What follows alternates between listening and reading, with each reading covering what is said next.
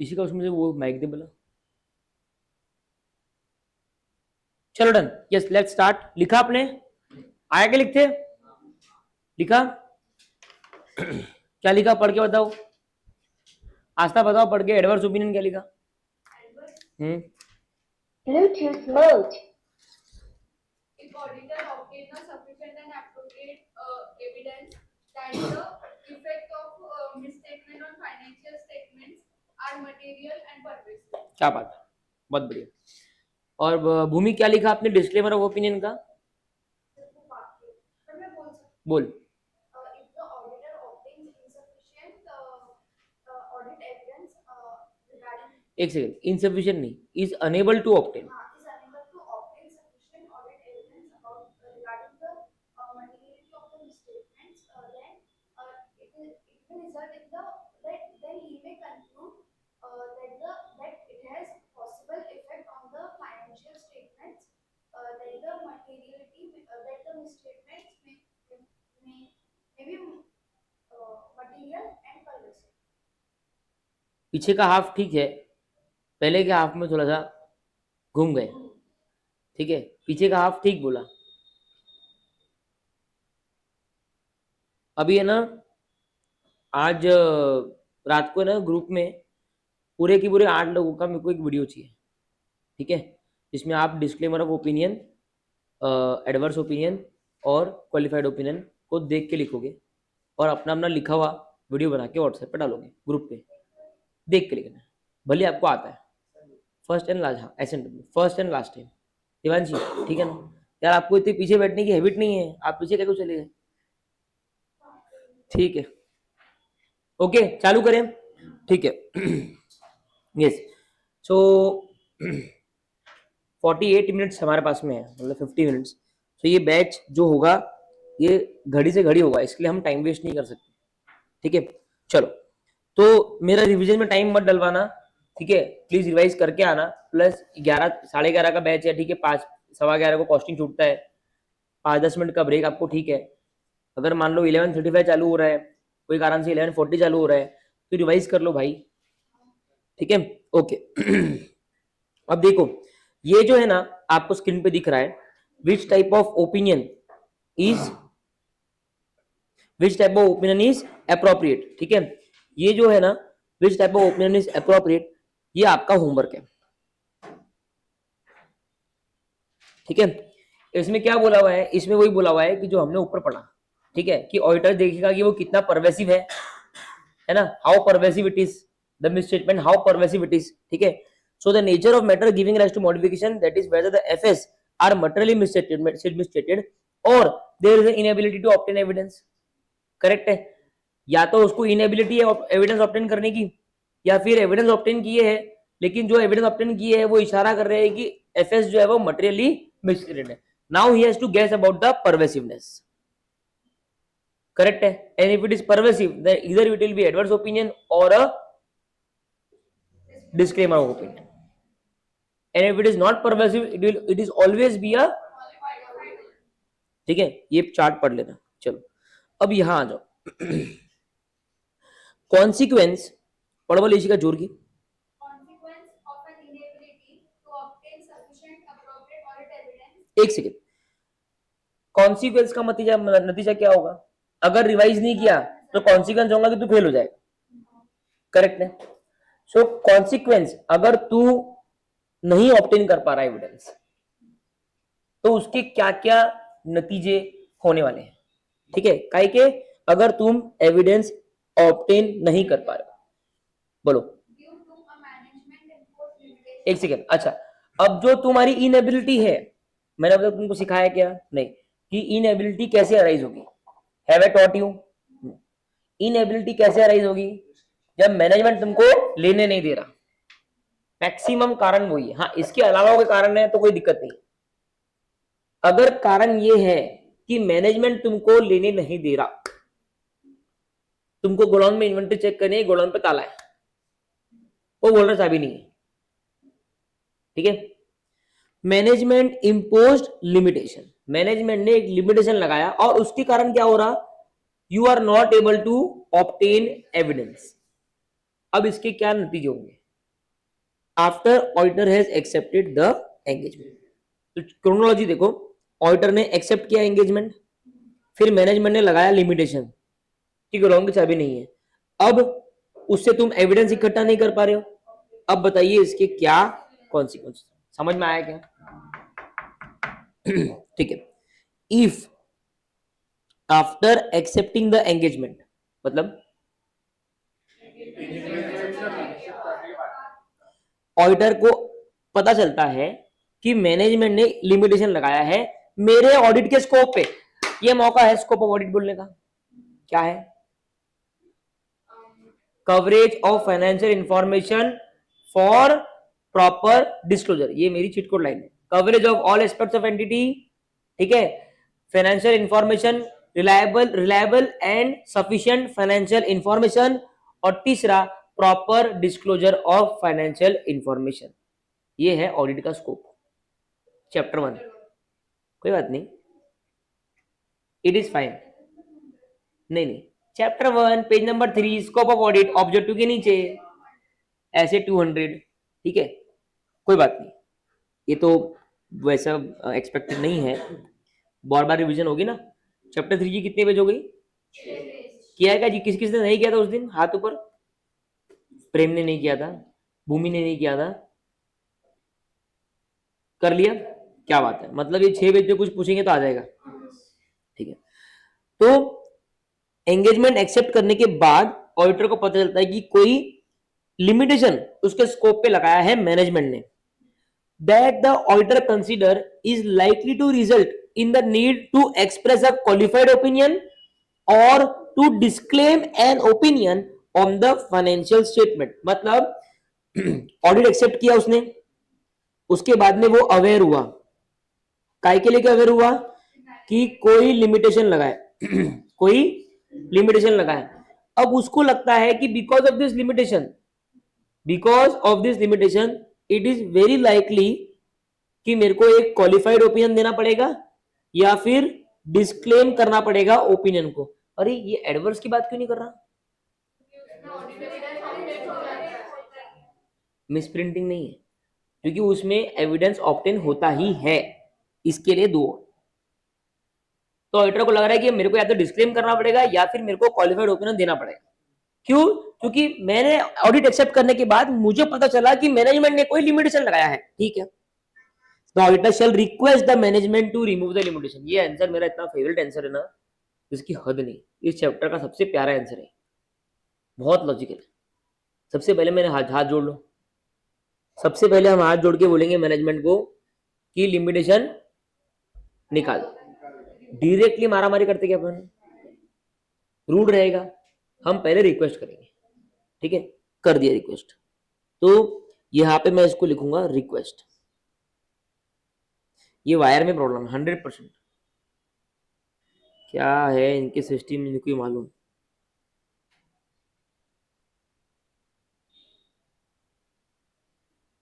जाने दो, ठीक है। रिक्वेस्ट दूसरा, अब क्या होगा? या तो वो मेरी रिक्वेस्ट मान लेगा या फिर मेरे को बोलेगा नहीं मानता। अब सुनो, इफ मैनेजमेंट रिफ्यूजेस, मेरे को पता है था रिफ्यूज करने वाला है, अगर वो रिफ्यूज करता है, अगर वो रिफ्यूज करता है,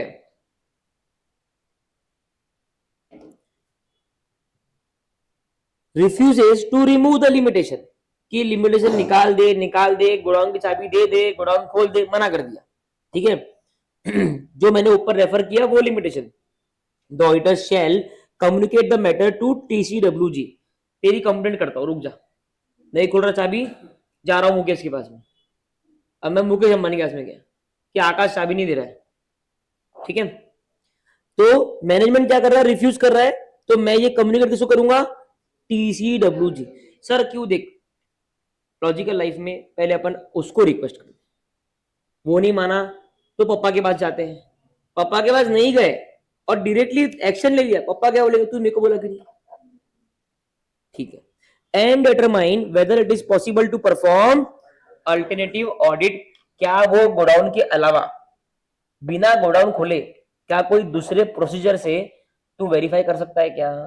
तू एविडेंस इकट्ठा कर सकता है क्या? वो देख ले। है तो क्यों झगड़े करना है, बराबर है ना। ठीक है, तो यहां लिख देंगे अपन TCWG and alternate audit procedure. ये क्यों बता रहा हूं, क्योंकि आप जब नोट्स बनाओगे तो नोट्स बनाया लाइव है इसके नोट्स मेरे को दिखाना, ठीक है। तो ये इसलिए लिखवा रहा हूं ताकि तुमको एरो मालूम पड़े कि तुमको क्या लिखना है, ठीक है। ओके, इफ, अब सुनो, if auditor is unable to obtain sufficient audit evidence the auditor shall determine the implications as follows. अब ऊपर का दो कर दिया फिर भी नहीं हुआ, टीसीडब्ल्यूजी के बोलने के बाद में भी वो कुछ नहीं कर रहा, या फिर मेरे को अल्टरनेटिव ऑडिट प्रोसीजर नहीं मिल रहे हैं कि मैं कुछ कर लूं। अब मैं लिखूंगा कि इसके इम्प्लीकेशंस क्या है, इम्प्लीकेशन मतलब वही कॉन्सिक्वेंसेस क्या है इस चीज के, राइट। तो अगर ऑडिटर को ये सब करने के बाद में भी सफिशिएंट और अप्रोप्रिएट ऑडिट एविडेंस नहीं मिलता है तो auditor shall determine the implication as follows. उसके इम्प्लीकेशन नीचे के दो होंगे, अगर तूने रिवीजन नहीं किया तो तेरी पढ़ाई नहीं हुई तो तू फेल होगा, उसके दो इम्प्लीकेशन होंगे, या तो तू अटेम्प्ट देगा या अटेम्प्ट नहीं देगा, छोड़ देगा। वैसा ही if auditor concludes that the possible effects, possible क्यों यूज करे भूमि,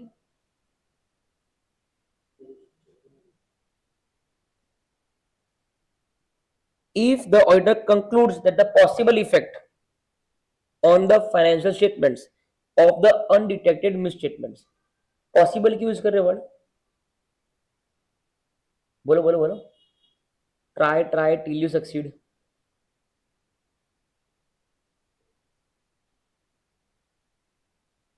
पॉसिबल क्यों यूज कर रहे हैं, बोल। उसको ऑडिट एविडेंस मिला ही नहीं, उसको ऑडिट एविडेंस नहीं मिला तो वो मिसस्टेटमेंट निकाल ही नहीं पाया, तो वो तो पॉसिबल इफेक्ट ही बोलेगा ना। कल सिखाया था ना, कहा ध्यान रिवाइज नहीं किया, बराबर देवांशी। तो इफेक्ट कब बोलेगा, जब वो एडवर्स इफेक्ट ओपिनियन दे रहा है या क्वालिफाइड ओपिनियन दे रहा है कि the effect of material misstate, the effect of misstatements is material but not pervasive, correct है। लेकिन when he is disclaiming an opinion or when he is qualifying an opinion, ठीक है, in the second part of qualification he will write कि the possible effect of undetected misstatement, जो misstatement में detect नहीं कर पाया उसका पॉसिबल इफेक्ट है जो हो सकता है। समझ में आया मैडम, कैचअप करना पड़ेगा, ठीक है। If the auditor concludes that the possible effects on the financial statements, अच्छा इफेक्ट टाइप पे होगा, फाइनेंशियल स्टेटमेंट्स में होगा, काय का, of undetected misstatements if any, अगर कोई है तो, could be material but not pervasive, the auditor shall qualify the, बराबर है ना। पहला क्या बोला कि हाथ जोड़ लिया, if the auditor feels that ऐसा ऐसा हुआ है, मेरे इस पे लिमिटेशन लगाया है, तो management shall request the management to remove the limitation, ठीक है। The auditor shall communicate with TCWG and understand whether alternative audit procedure can be performed. तीसरा, if the auditor is unable to obtain sufficient and appropriate audit evidence then he shall determine the implication as follows। अब दो arrow, एक कि the possible effect on, पहले देखो effect कैसा है, possible है, काय पे है, एफएस पे है, काय का है, is material but not pervasive, then qualify the opinion, is material and pervasive, disclaim an opinion। अब देखो डिस्क्लेम एन ओपिनियन लिखने के बजाय वो और क्या बेटर लिखते, सुनो, मतलब डिस्क्लेम एन ओपिनियन का एग्रीगेटेड वर्जन है, ठीक है, could be material and pervasive, ठीक है। तो ऑडिटर क्या करना है, द ऑडिटर शैल क्या करना है, डिस्क्लेम करना है ओपिनियन, वो तो हमको पता है, लेकिन उसको दूसरे तरीके से कैसे लिखते हैं लोग, तो auditor shall withdraw from the engagement,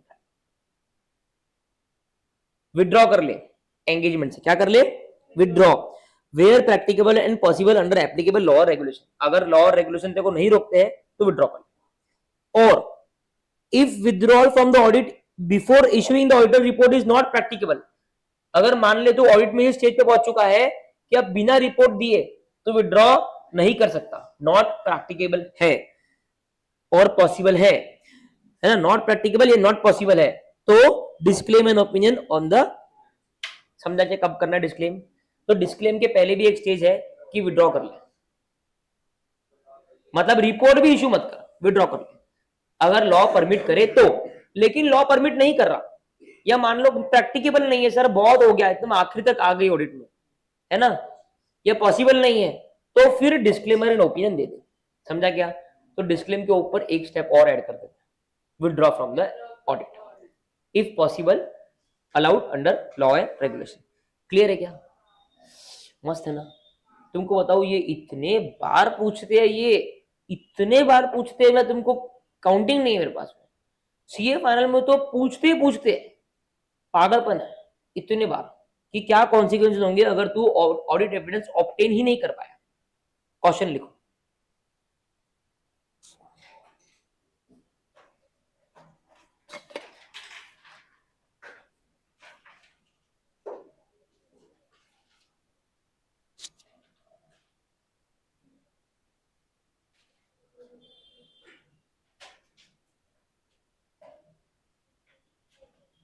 लिखो फटाफट। You are being appointed as an auditor of Reliance limited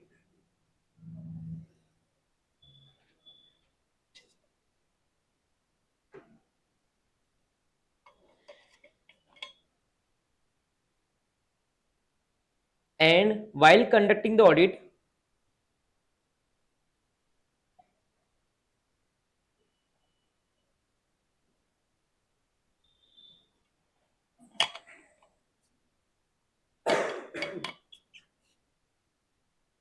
management has imposed a limitation, management has imposed a limitation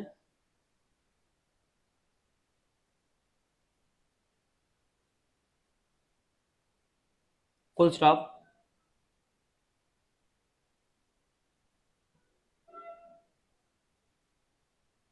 you being a recently qualified CA are unaware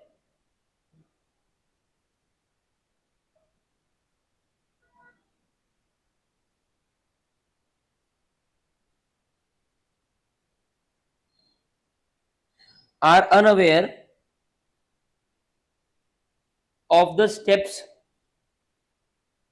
or consequences of such limitation,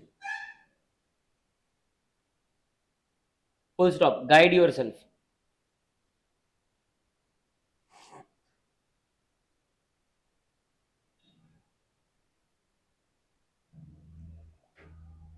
हाँ लिखा क्या? Answer के लिए space छोड़ देना। कौन मेरे को यहां तक का आंसर बता सकता है? मेरे को इंग्लिश नहीं चाहिए, मेरे को सिर्फ आंसर चाहिए इसी का। और कौन बता सकते हैं?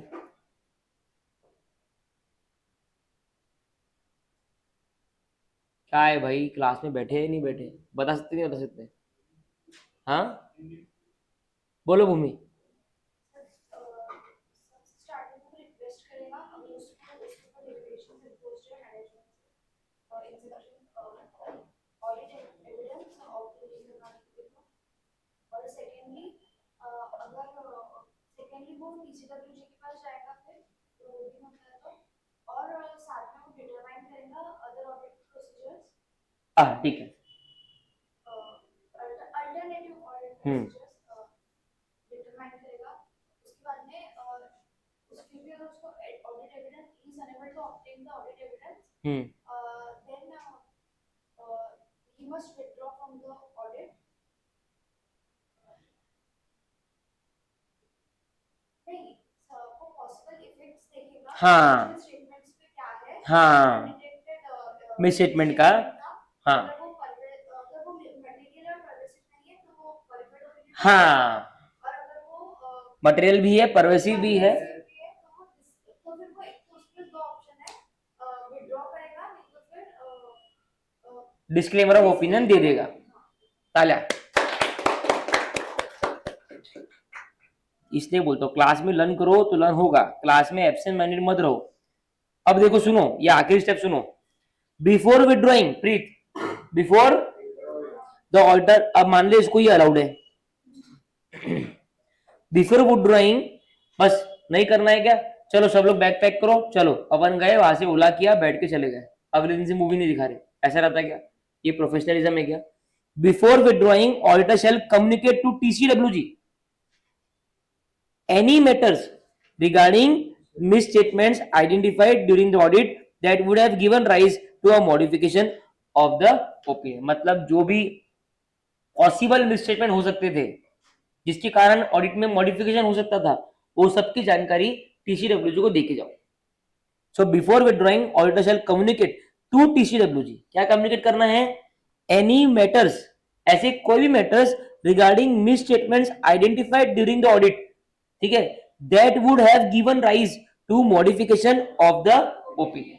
जो भी छटाक मटाक मिसस्टेटमेंट आपने हासिल किए होंगे वो सफिशिएंट और एप्रोप्रिएट नहीं थे, इनसफिशिएंट, इनएप्रोप्रिएट थे, लेकिन तो भी आपको एक इंडिकेशन है कि इससे अगर इसको सही तरीके से ऑडिट हो पाता और ये मेरी मदद कर देते तो ये मॉडिफिकेशन हो सकता था. मतलब होता है ना, पिक्चर में अपने को पता होता है कि परीक्षित खूनी है, लेकिन अपन प्रूव नहीं कर पा रहे, लेकिन अपने को पता है. कैसे पता है? अरे मैंने देखा है बट मेरे पास प्रूव नहीं कर सकता मैं. So I have an evidence which is not sufficient, not appropriate. तो वो होता है ना, अब वो कुछ कर तो पा नहीं रहा है, तो कम से कम जो कर पाता है उसको एक टिप छोड़ के जाता है, परीक्षित खूनी है. समझ रहे? तो मैं TCWG को कान में बोल के गया कि मेरे को ये मिस्टेक मिला था, मेरे हिसाब से अगर ये सही तरीके से ऑडिट होता तो ये मॉडिफिकेशन रिपोर्ट में हो जाता, बाकी तेरी इच्छा. अब मालूम पड़ा TCWG मैनेजमेंट दोनों ही मिले हुए हैं, केस ही क्लोज हो गया. ठीक है, डन. मजा आया आंसर पढ़ के? है मस्त, इंटरेस्टिंग है ना, बोरिंग बिल्कुल भी नहीं है ना. लोग बोलते ऑडिट बोरिंग है, पता बोरिंग है क्या? कितना लॉजिकली चालू चीज है. ठीक है, बहुत बढ़िया. इनएबिलिटी रिक्वेस्ट, ये पूरा आपका चार्ट है, आपको बनाना है तो आप ऐसा बना सकते हो, ठीक है, अपने फ्लैश नोट्स में. चलो अब आ जाओ बेसिस फॉर ओपिनियन. रेडी है? चलो कोई पढ़ो मस्त. पढ़ भाई, देवांशी सबसे बेस्ट पढ़ती है, पढ़. Basis for opinion. When the auditor modifies the opinion on the assets, the auditor shall, in addition to the specific elements required by SC 700 revise, amend the heading basis for opinion required by SC 700 revise, basis for qualified opinion. हाँ, अभी हमने वो elements देखे, उसमें हमने क्या देखा था? Title, addressee, opinion, basis for opinion. अभी जब तेरा ओपिनियन मॉडिफाई हो गया, ठीक है, तो बेसिस फॉर ओपिनियन जो है ना, ये बेसिस फॉर ओपिनियन मतलब यहाँ पे एक छुपा हुआ वर्ड है, साइलेंट वर्ड है, उसका नाम है बेसिस फॉर, ये बात, बेसिस फॉर अनमॉडिफाइड ओपिनियन. ये अनमॉडिफाइड छुपा हुआ है इसमें, अज्यूम्ड है ये, वेरी गुड, अज्यूम्ड है ये. लेकिन अब हम क्वालिफाइड ओपिनियन दे रहे हैं, तो ऊपर जो ओपिनियन है उसका नाम चेंज हो जाएगा क्वालिफाइड ओपिनियन, और नीचे जो बेसिस ऑफ ओपिनियन उसका नाम चेंज हो जाएगा बेसिस फॉर क्वालिफाइड ओपिनियन. समझ में आया क्या? पक्का? अगर तू मॉडिफाई कर रहा है, आखिरी बार समझा रहा हूं, अगर तू मॉडिफाई कर रहा है तो ओपिनियन का नाम चेंज होकर क्या हो जाएगा? क्वालिफाइड ओपिनियन या फिर एडवर्स ओपिनियन. करेक्ट है? और अल्टीमेटली अगर ओपिनियन का नाम चेंज हो गया तो बेसिस फॉर ओपिनियन का नाम तो चेंज होगा ही होगा. ठीक है, तो देखो क्या क्या नाम है: basis for qualified opinion Bhumi, basis for adverse opinion Prem, और basis for disclaimer of opinion Parikshit. समझ में आया? तीनों के तीन नाम. एज अप्रोप्रिएट, जैसे अब एज अप्रोप्रिएट मतलब जो ओपिनियन दिया, अच्छा तूने क्वालिफाइड ओपिनियन दिया, नीचे बेसिस फॉर एडवर्स ओपिनियन, कोणते स्कूल से ये बड़ा ऐसा हो जाएगा. And within this section include a description of the matter giving rise to, बराबर है ना, जो जो मैटर हुए हैं ऑडिट के दौरान जिसके कारण आपको ये मॉडिफिकेशन करना पड़ रहा है, वो मैटर बेसिस में लिख दो कि ये मेरा बेसिस है, इसके बेसिस पे मैंने ओपिनियन दिया है. बराबर है ना? परफेक्ट एकदम, क्या बात है. Yes Devanshi. If there is a material misstatement of the financial statements that relates to specific amounts in the financial statement. एक मिनट, देवांशी बोल रही है कि अगर आपके फाइनेंशियल स्टेटमेंट में कोई मटेरियल मिसस्टेटमेंट है जो फाइनेंशियल स्टेटमेंट की किसी अमाउंट से जुड़ा हुआ है, इन्वेंटरी, पीपी, करेक्ट है, आगे. The auditor shall include in the basis for opinion section a description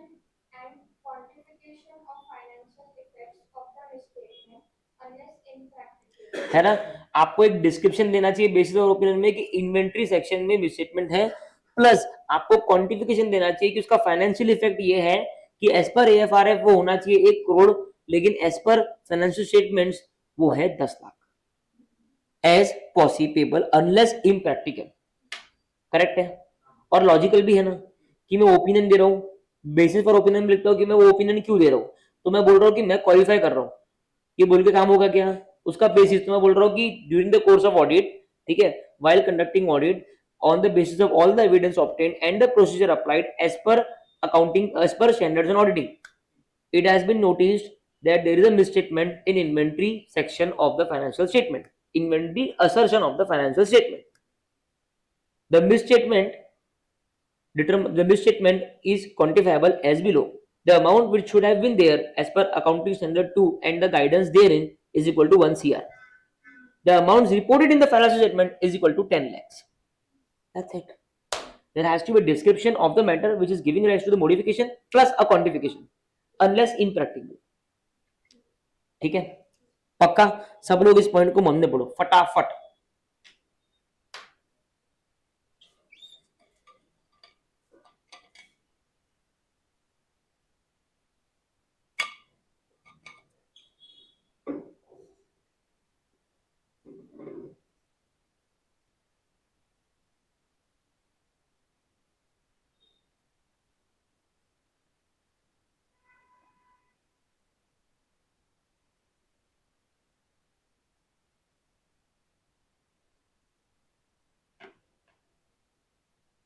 If it is not practicable to quantify the financial effects, है ना, तो बेसिस फॉर ओपिनियन में क्या क्या देखा देवांशी अपन ने, एक हेडिंग चेंज होगी, ठीक है, जब इसके फ्लैश नोट्स बनेंगे, मैं तुमको एक इमेजिनेशन पावर दे रहा हूं, जब इसके फ्लैश नोट्स बनेंगे तो पहला जो ब्रांच रहेगा उसमें हम लिखेंगे हेडिंग, ठीक है, कि the heading of basis for opinion section will be changed according to the opinion section.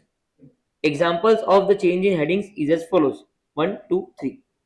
उसके बाद में देवांशी अपन बोलेंगे नंबर 2 में कि हाँ, in the basis of matter paragraph we have to specify the description, ठीक है, of the matters giving rise to the modification, ठीक है, and if they are related to specific amounts in the financial statements, ठीक है, and if unless impracticable the quantification of the amount should be disclosed. बराबर है, ये दूसरी बात होगी। अब तीसरी बात क्या है देवांशी, कि अपने को प्रैक्टिकेबल नहीं है, कि मैं क्वांटिफाई नहीं कर सकता सर, कि फाइनेंशियल इफेक्ट क्या है मैं क्वांटिफाई नहीं कर सकता, क्या लिखना है वो लिख दे कि तू क्वांटिफाई नहीं कर पाएगा। तो ये हो गया नंबर 2 के नीचे का ब्रांच बोल दो, है ना, 2 में दो ब्रांच हो गई, तू क्वांटिफाई कर पा रहा है, तू नहीं कर पा रहा है, नहीं कर पा रहा तो स्टेट कर दे, कर पा रहा है तो कर दे, ठीक है।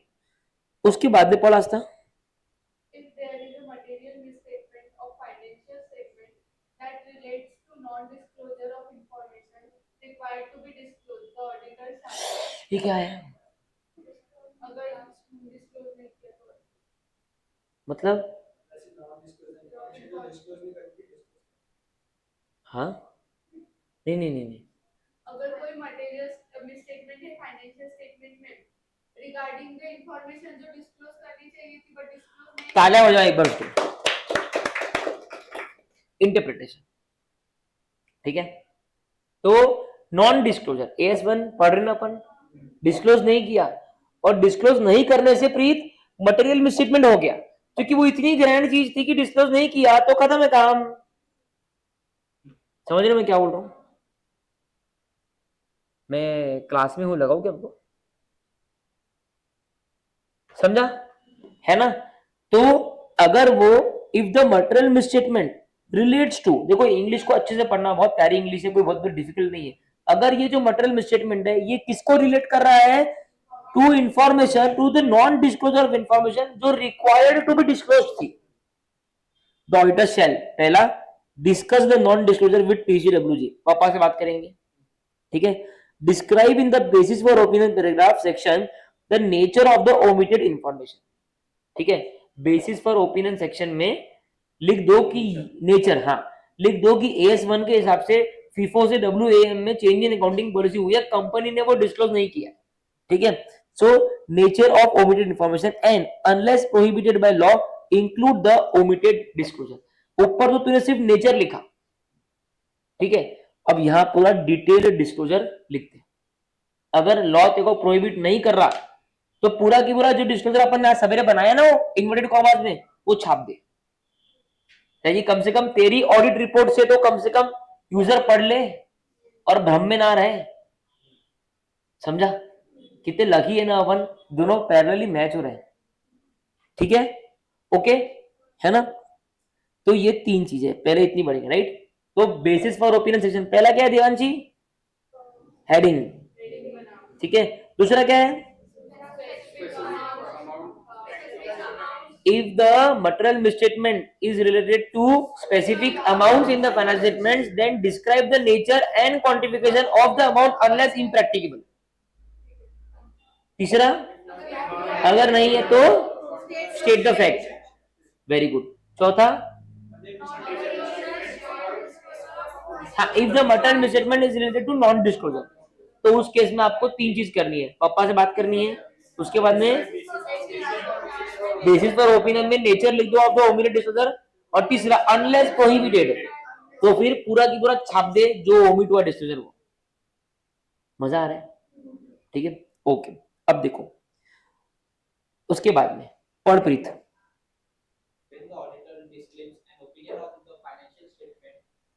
एक सेकेंड एक्सचेंज।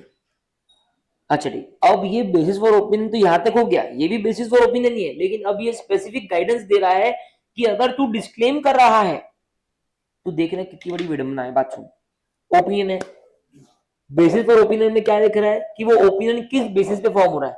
अरे डिस्क्लेमर ऑफ ओपिनियन में तो हम ओपिनियन फॉर्म ही नहीं कर पा रहे हैं, हमको एविडेंस ही नहीं मिल रहा है, हम तो पहले विड्रॉ करने के लिए रेडी है।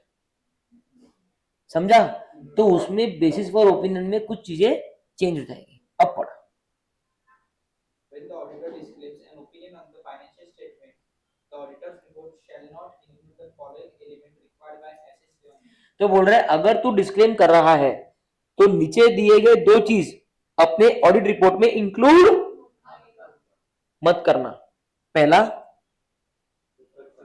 Reference to the section of auditor's report where the auditor's responsibility are displayed. Auditor की जिम्मेदारियां जो एक था ना अपना, उसमें अपन एक रेफरेंस देते थे, अपेंडिक्स में जाओ या वेबसाइट पे जाओ, वो एक सेक्शन था ऑडिट रिस्पॉन्सिबिलिटीज का, वो सेक्शन हटा देना। सर क्यों हटा रहे? क्योंकि ऑडिटर की रिस्पॉन्सिबिलिटी बता रही है और तू ओपिनियन डिटरमाइन नहीं कर पा रही है, तो यूजर क्या बोलेंगे, ये ऑडिटर ने अपनी जिम्मेदारी पूरी, वो रिस्पॉन्सिबिलिटी का सेक्शन हटा दो। हमारी जिम्मेदारी क्या को बता रहे, तुम हमको डिस्क्लेम करना पड़ रहा, हमको तुम ऑडिट एविडेंस इकट्ठा नहीं करने दे रहे, तुमने लिमिटेशन लगा रखा हमारे ऊपर। हमारी रिस्पॉन्सिबिलिटी हम डिस्प्ले करेंगे तो यूजर क्या बोलेंगे कि ये देख ऑडिटर ने तो चीख चीख के बोला है खुद की रिस्पॉन्सिबिलिटी है, लेकिन वो तो ओपिनियन नहीं दे रहा है, उसको तो एविडेंस ही नहीं मिल पा रहे हैं। हटा दे वो सेक्शन, क्या है, एम्बिग्यूटी नहीं होना। उसके बाद में A statement about whether the audit evidence obtained is sufficient and appropriate to provide a basis for auditor's opinion. ठीक है, ये अपन ने बेसिस फॉर ओपिनियन का जब सेक्शन पढ़े थे ना, उसमें ये चीज लिखी थी। ठीक है, कि ऑडिटर को ये बेसिस फॉर ओपिनियन में लिखना होता है कि मैंने sufficient and appropriate audit evidence इकट्ठा करे, और सही भी है ना, उस बेसिस पे तो ओपिनियन बन रहा है। वो लाइन हटा दे क्योंकि तूने इकट्ठा करे ही नहीं है। बस डन। बेसिस फॉर ओपिनियन समझ में आया? इसके फ्लैश नोट्स कैसे बनेंगे? हाँ पक्की बात, इसके ऊपर भी क्वेश्चन एग्जाम में आता है, आया है, क्वेश्चन बैंक में भी है। ठीक है, क्वेश्चन लिखो, क्वेश्चन लिखो। Mister Suraj is an auditor of Urja Limited.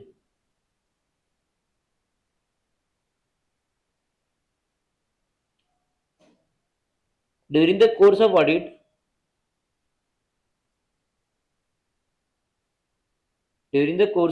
out of the procedures applied,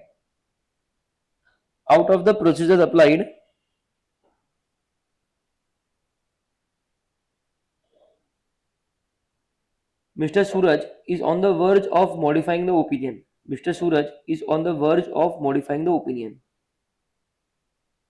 ये प्याज किसका है? Mr. Suraj is on the verge of modifying the opinion,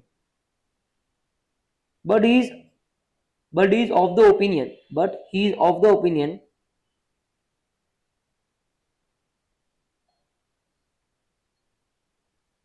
that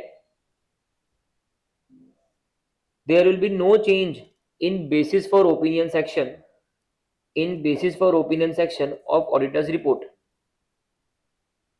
In basis for opinion section of auditor's report on account of this modification.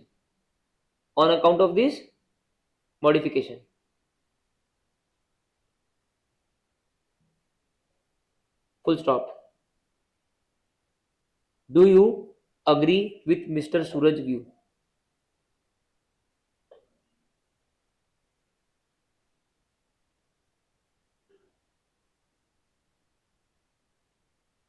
हो गया? बढ़िया है ना? ठीक है, अब देखो आखिरी पार्ट।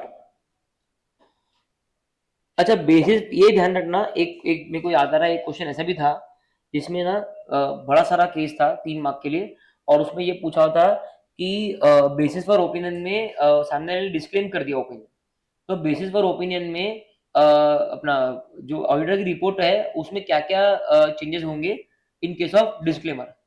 तो उसमें तुमको क्या बोलना है कि ऑडिटर रिस्पॉन्सिबिलिटी वाला सेक्शन जो है वो हटा देंगे, और बेसिस फॉर ओपिनियन में जो हम लिखते हैं कि हमने सफिशिएंट और एप्रोप्रिएट ऑडिट एविडेंस इकट्ठा करे हैं, वो लाइन हम लोग नहीं लिखेंगे।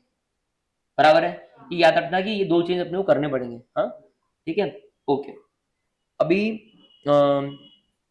एक क्वेश्चन मैंने मेरे टेस्ट में पूछा था सीए फाइनल में, मतलब मैंने अभी 1-2 टाइम पहले निकाला, एमसीक्यू था।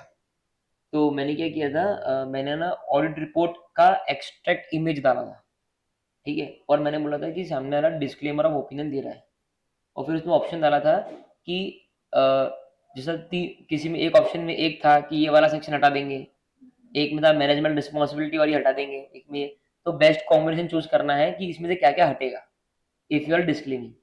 अच्छी आइडिया ना? ठीक है, तो अब देखो डिस्क्रिप्शन कौन पढ़ेगा? पढ़ो बोला, परीक्षित तुम पढ़ लो। Description of auditor's responsibilities for the audit of financial statements when the auditor disclaims an opinion on financial statements.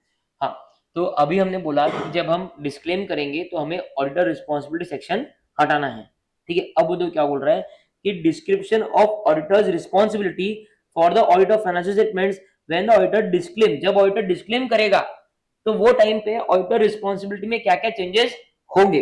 पहला उसने ऊपर क्या बोला कि ऑडिटर जब डिस्क्लेम करता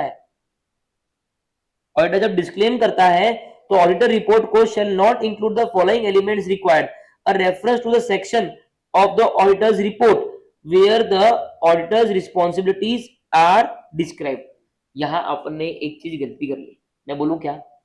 मैं बोलूं, जब बेसिस बना था, हम जब पढ़ा था, तो बेसिस में 2 लाइन लिखी हुई थी, एक कि मैंने सफिशिएंट और एप्रोप्रिएट ऑडिट एविडेंस इकट्ठा कर लिया है, और दूसरा ऑडिटर रिस्पॉन्सिबिलिटी वाला सेक्शन जो नीचे था उसका एक रेफरेंस बेसिस फॉर ओपिनियन में था, और फिर वहां जाके मतलब ऑडिटर रिस्पॉन्सिबिलिटी में जाके हम अपेंडिक्स का रेफरेंस देते थे। तो वो बोल रहा है कि बेसिस फॉर ओपिनियन में ऑडिटर रिस्पॉन्सिबिलिटी का रेफरेंस मत दो। समझ में आया? प्रणमित समझ में नहीं आया? नमित समझा? प्रीत समझ में आया भाई? नहीं तो फिर हाँ मुंडी हाला क्यों? आपने पढ़ा बेसिस फॉर ओपिनियन पहले। बेसिस फॉर ओपिनियन में क्या बोला हुआ है देख, प्रेम के लिए मैं वापस बताऊंगा। देख कहा है वो, हाँ ये देखो, बेसिस फॉर ओपिनियन में क्या देना है कि जो ऑडिटर रिपोर्ट है shall include a section directly following the opinion section, मतलब ओपिनियन सेक्शन के डायरेक्टली नीचे with the heading basis for opinion that states, और ये बेसिस फॉर ओपिनियन में ऑडिटर को क्या स्टेट करना है? पहला कि हमने ऑडिट किया, परफेक्ट है, reference to the section of the auditor's report that describes auditor's responsibility। जो अपन ने नीचे देखा था ना ऑडिटर रिस्पॉन्सिबिलिटी, तो उसने क्या बोला था कि बेसिस फॉर ओपिनियन में ऑडिटर रिस्पॉन्सिबिलिटी सेक्शन का एक रेफरेंस दे देना, ठीक है, कि वो नीचे है, हमारी रिस्पॉन्सिबिलिटी नीचे पढ़ लो, ठीक है। फिर वहां जाके हमने क्या पढ़ा था कि वो बहुत ज्यादा होती है, तो वहां पे वो लिख दो अपेंडिक्स, कि कौन से अपेंडिक्स में वो ऑडिटर रिस्पॉन्सिबिलिटी है, ताकि वो ऑडिटर वो पेज नंबर पे जाके आप रिस्पॉन्सिबिलिटी को देख सकते हो, ठीक है। और उसके अलावा देखो चौथा, state whether auditor believes, auditor ये बिलीव करता है कि उसको सारे ऑडिट एविडेंस मिल गए हैं जो सफिशिएंट और एप्रोप्रिएट है to provide for a basis of auditor opinions. अब वो क्या बोल रहा है प्रेम, तो कोई समझ में आया चारों? पक्का ये चारों तो को लर्न करना पड़ेगा सभी को, इसे क्वेश्चन लिखा है अपन ने इसके ऊपर, हाँ ये लर्न करना पड़ेगा। क्वेश्चन में आता है बोला कि बेसिस फॉर ओपिनियन सेक्शन में क्या क्या आता है, तो चार चीज आती है।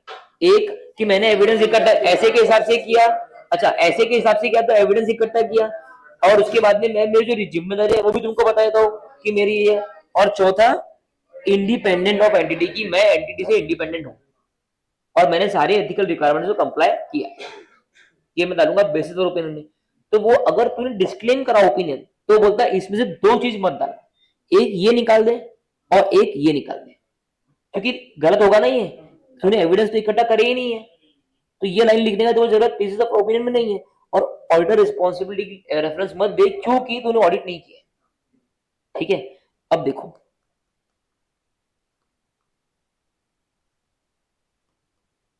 कहां गया, हाँ ठीक है। अब जो ऑडिटर रिस्पॉन्स, जैसे मैंने तुमको जो ऊपर लॉजिक दिया ना कि ऑडिट नहीं किया, तो ऑडिटर रिस्पॉन्सिबिलिटी लिख के तुम यूजर को कंफ्यूज कर रहे हो, वो कर रहे हो, एक्चुअली कर रहे हो।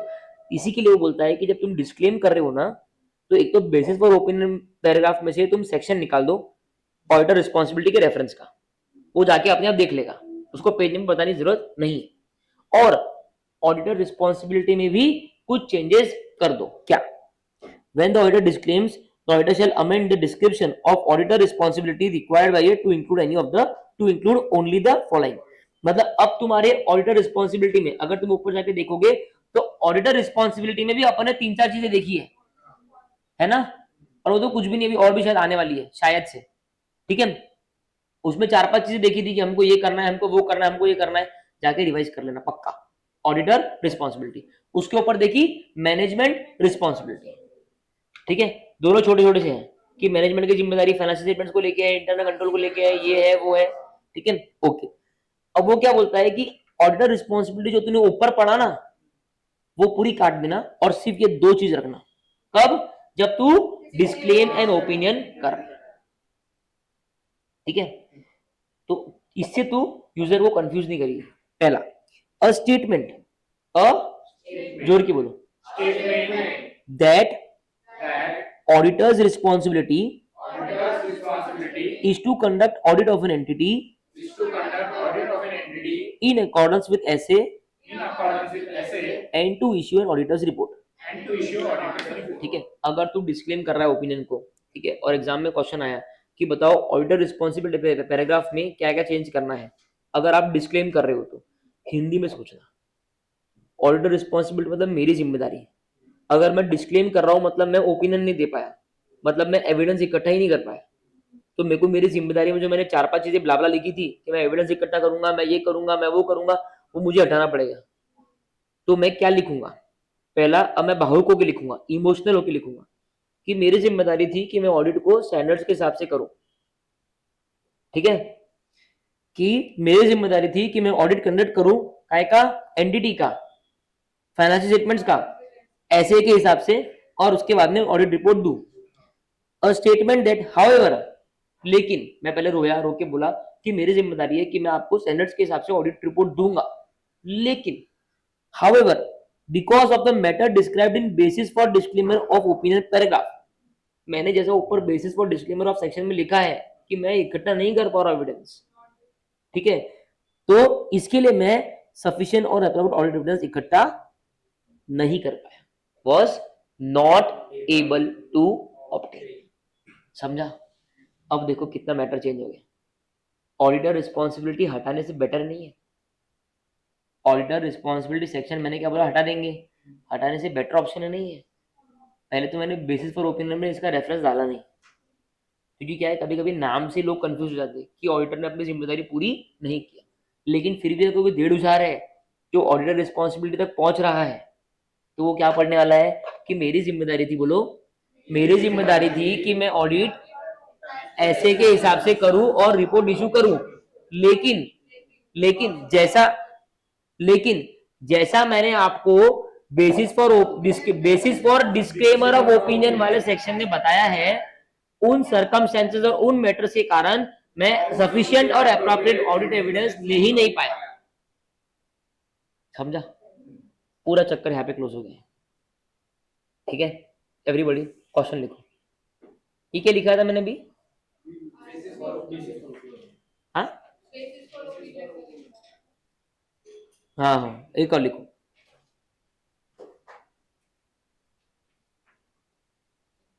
तो बेसिस फॉर ओपिनियन मेरे बच्चों दो है, ध्यान में रखना, दो है, एक अनमॉडिफाइड ओपिनियन और एक मॉडिफाइड ओपिनियन।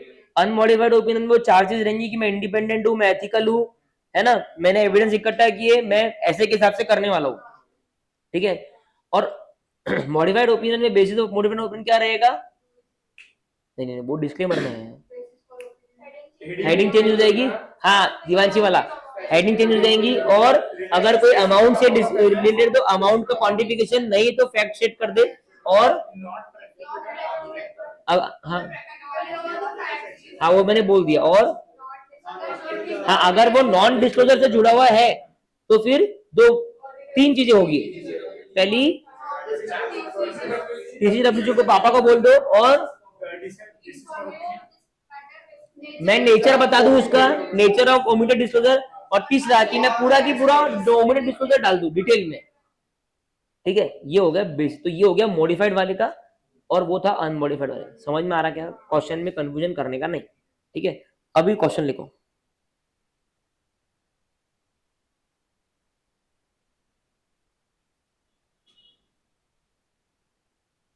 पेज चेंज कर लिया भाई वो। हाँ क्वेश्चन लिखो। In the previous question, in the previous question, if Mr. Suraj decides to disclaim an opinion, if Mr. Suraj decides to disclaim an opinion,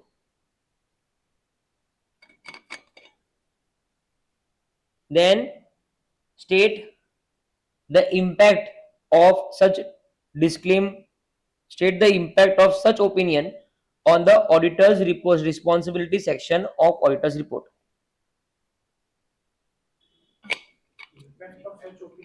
On the auditor's responsibility section of auditor's report.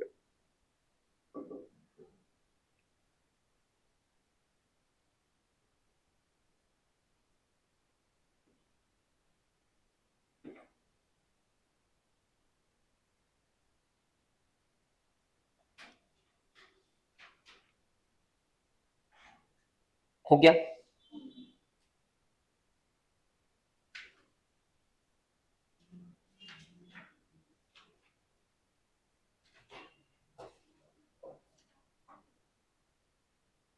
अब आ जाओ ऐसे 706 पे, फटाफट, आखिरी के 5 minute है, जल्दी।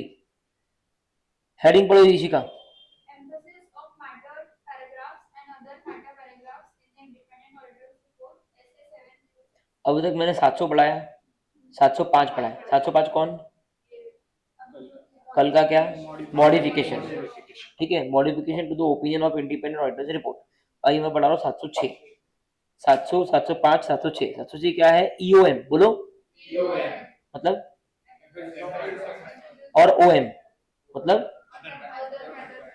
बहुत ही ज्यादा टेस्टेबल पॉइंट्स है ये, EOM OM। ये चैप्टर इन इटसेल्फ बहुत टेस्टेबल है। ठीक है, देखो ये अभी पहले क्या हो रहा था कि ना, ये थे नहीं 706, तो या तो क्या था ना, मतलब there was nothing called as grey line, या तो व्हाइट था या ब्लैक था। व्हाइट मतलब clean opinion, assumed opinion, black मतलब मॉडिफाई कर दिया, क्वालिफाइड, डिस्क्लेमर, एडवर्स। या तो कंपनी एकदम भाग जा रही थी या तो कंपनी डूब जा रही थी, कोई बीच का पार्ट नहीं था। सरकार ने लाया 706, emphasis of matter paragraph. Now EOM जो है, उसके बाद में अदर मेटा पैराग्राफ, और OM जो है, OM बाद में देखेंगे। EOM जो है बेसिकली क्या है, कुछ ऐसे मैटर्स होते हैं जहां पे ऑडिटर चाहता है कि लोग एम्फसाइज करें। ठीक है, अगर वो चीज को, अब वो समझो तुमको बताना है, जैसे समझो कंडीशन लाइक एक लाइबिलिटी है, एक लाइबिलिटी है, ठीक है। तुम्हारे हिसाब से वो प्रोबेबल नहीं है, मैनेजमेंट के हिसाब से वो प्रोबेबल नहीं है, नहीं है, बराबर है। तो मैनेजमेंट इसको कंडीशन लायबिलिटी डालेगा, उसका प्रोविजन बनाएगा क्या, बनाएगा क्या, नहीं, क्योंकि प्रोबेबल नहीं है। और तुम भी मानते हो कि हाँ प्रोबेबल नहीं, तो मैनेजमेंट ने उसका डिस्क्लोजर कर दिया, मैनेजमेंट ने उसका डिस्क्लोजर कर दिया। अभी तक क्या केस बोला मैंने,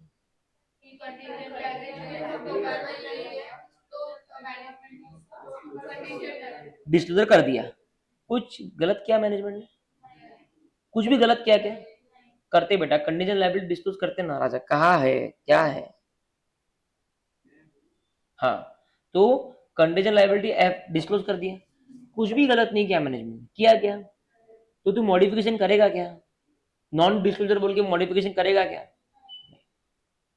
लेकिन है ना, तेरे को रातों की नींद नहीं आ रही, पूछ क्यों।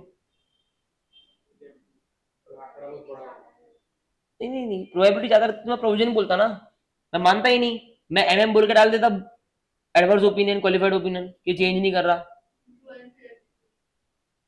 नहीं नहीं, तो होता क्या है ना कि प्रोबेबिलिटी तो प्रोबेबिलिटी है, ठीक है।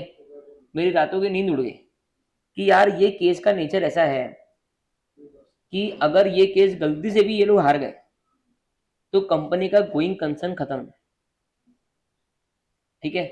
Go First airlines, at least the auditor should have included EOM in the auditor's report, at least auditor ने नहीं किया, ठीक है। अब मैं इसको मॉडिफाई क्यों नहीं कर पा रहा, क्योंकि मैनेजमेंट ने डिस्क्लोजर कर दिया, तो मैनेजमेंट ने कुछ गलत नहीं किया तो मैं मॉडिफाई कैसे करूं। लेकिन मैं चाहता हूं कि यूजर्स को पता चले कि ऐसी एक तलवार इनके सर पे लटकी हुई है जिसका आज धार नहीं है, लेकिन सिचुएशन कब बदले किसको पता, समझ रहे हो बात को। तो मेरे को सरकार ने एक राइट दी है, एक काम कर, ईओएम पैराग्राफ होता है आपके ऑडिटर रिपोर्ट में, एक सेक्शन ईओएम। सर ये था क्या अपने इसमें, हाँ तो अरे नहीं नहीं, लिस्ट में था क्या, इसमें इंक्लूड आएगा, वो बोलेगा कहाँ पे इंक्लूड करना है। अच्छा क्यों सर ऐसा इंक्लूड करना है, ऊपर लिस्ट में क्यों नहीं दिया। हाँ, ऊपर लिस्ट वो है जो कंपलसरी लिस्ट है। अब ईयूएम तेरे को देना है तब तू डालेगा, नहीं देना जबरदस्ती ईयूएम की हेडिंग डाल के लोगों को कंफ्यूज करेगा। तो अब मैं क्या करूंगा कि मैं मॉडिफाई तो नहीं कर पा रहा, लेकिन मेरे को ऐसा लगता है कि भैया इसके बारे में लोगों को पता होना चाहिए। होता क्या है, लोग पूरे एफएस पढ़ते थोड़ी, कितना कुछ लिखा होता है उसमें। तो मैं अपने ऑडिट रिपोर्ट में ईओएम करके डाल देता हूँ और वहां पे लिख देता हूँ कि ऐसा सा केस कंपनी के ऊपर चालू है, ठीक है, और कंपनी का अभी तो प्रोबेबिलिटी नहीं है, इसके लिए कंपनी ने बराबर डिस्क्लोजर भी किया है, ठीक है। बस मेरे को, मैं चाहता था कि मैं आपके नजरों में ये चीज लाऊं।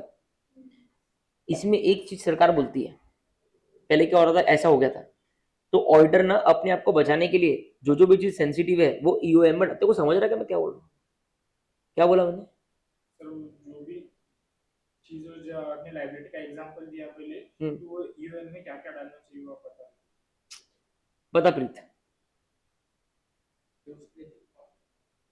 फाइनेंशियल स्टेटमेंट में रिपोर्ट में डालता, उसमें जो जो उसको लगता कि हो सकता वो ईयर में डाले, जो जो भी उसको सिग्निफिकेंट चीजें लग रही, जो फाइनेंशियल स्टेटमेंट्स में ऑलरेडी मैनेजमेंट ने डाली है, और डाली है इसके लिए मैं मॉडिफाई नहीं कर पा रहा हूँ क्योंकि कुछ गलत नहीं है, लेकिन मैं चाह रहा हूं कि लोगों को मैं वो चीज दिखाऊं, नहीं तो वो छूप जाएगा। मेरे को अटेंशन ड्रॉ करना है, लोगों का एम्फसाइज करना है उस चीज को, इसके लिए मैंने ईयूएम पैराग्राफ में वो चीज डाल दी। ये फैसिलिटी मेरे को गवर्नमेंट ने ईयूएम पैराग्राफ की दी है, जिससे मैंने वो चीज डाल दी। अब ये इसके बाद में पता इशू क्या चालू हो गया, ईयूएम किसी भी बुक्स, किसी की भी ऑडिट रिपोर्ट में अगर ईयूएम आने लग गया तो शेयर मार्केट का प्राइस 5% 4% धड़ाम धड़ाम धड़ाम। तो जो मैनेजमेंट है वो ज्यादा फ्रस्ट्रेट हो गया कि तुम्हारे हिसाब से सारा सब डिस्क्लोजर कर रहे हैं, सब कुछ कर रहे हैं, और फिर भी तुम हमको बजा बजा के जा रहे हो, हमने काम करना नहीं करना क्या करना। तो गवर्नमेंट ने बोली ऑडिटर को कि यार तू बहुत ही ज्यादा होशियारी है, तूने क्यों डाला ईयूएम। सर आपने तो बोला कि मेरे को लगे तो मैं डाल सकता हूँ। अब तो एक काम कर, जब भी तू ईयूएम डालेगा आखिरी में एक लाइन लिख देना कि मैं मेरा ओपिनियन मॉडिफाई नहीं कर रहा, मैं कान पकड़ता हूं, ये सिर्फ आपको इंफॉर्मेशन दे रहा हूं, मेरे को गलत मत समझना, मैं मेरा ओपिनियन मॉडिफाई नहीं कर रहा हूं। लोग ईयूएम को कंफ्यूज करने लग गए, वो समझते थे ईयूएम ही मॉडिफाइड ओपिनियन है, इसलिए मेरे को हाथ जोड़ के बोलना पड़ा कि ये ओपिनियन नहीं है, ये सिर्फ एक अटेंशन ड्राइंग मैकेनिज्म है, समझा? ईयूएम खत्म हो गया, कल पढ़ेंगे ये इसका प्लॉट खत्म हो गया। और भाई अगर क्लास में ध्यान नहीं है, इसके बाद में मैं तुमको पूछने वाला नहीं हूं, क्योंकि उन लोगों का टाइम वेस्ट हो रहा, ऑडिट है ये,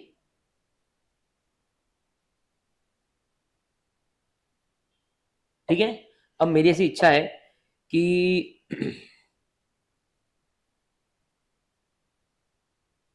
मैंने आपको क्या होमवर्क दिया आज? हाँ, इसके नोट्स बनाने हैं ना, ठीक है। अभी तुम क्या करो, कल तुम्हारा एक काम है, क्लास में आने के पहले इसकी क्वेश्चन बैंक ओपन करो और जितने भी क्वेश्चन अभी तक जो पढ़ाया है उसके ऊपर थे, उस पर पहले तो टिक मार लो, क्वेश्चन का स्टाइल समझ लो, क्वेश्चन कैसे पूछा हुआ है, आंसर का स्टाइल समझ लो, अपना आंसर वेरीफाई कर लो और उस आंसर को लर्न कर दो। कर दोगे? पक्का? ठीक है। उसके अलावा एक और काम है, वो जितने भी क्वेश्चंस हैं जो तुमको मिलेंगे अभी तक के सेक्शन में, उनका अनलेस वो रिपीटेड है तो बात अलग है, उन सभी चीजों को SNW करके लाना, ठीक है, और मेरे को दिखा देना।